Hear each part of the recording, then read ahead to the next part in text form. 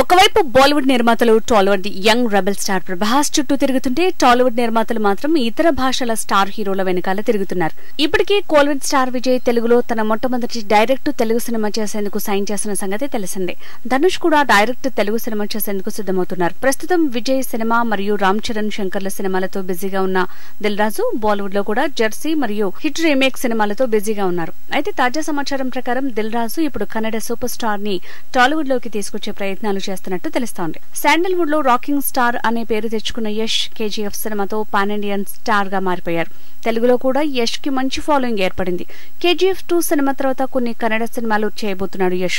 అయితే తాజా సమాచారం ప్రకారం దిల్ రాజు ఈ మధ్యనే యష్ ని కలిసి సినిమాకు సంబంధించిన డిస్కషన్స్ చేసినట్టు తెలుస్తోంది. ఇక యష్ కూడా తెలుగులో డైరెక్ట్ సినిమా చేసే అవకాశాలు ఎక్కువగా ఉన్నాయని వార్తలు వినిపిస్తున్నాయి.